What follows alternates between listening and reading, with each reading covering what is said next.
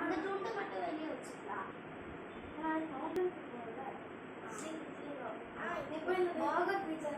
இல்ல தூங்கணும், நாளைக்கு சீக்கிரமா எந்திரிக்கணும்ல.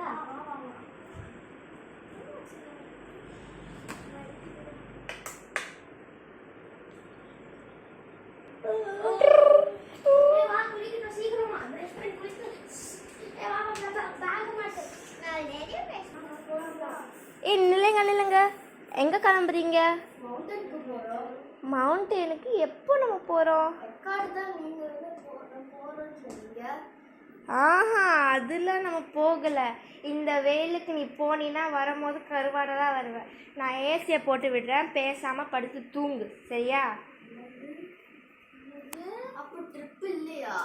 இல்ல, மறக்காம சப்ஸ்கிரைப் பண்ணுங்க.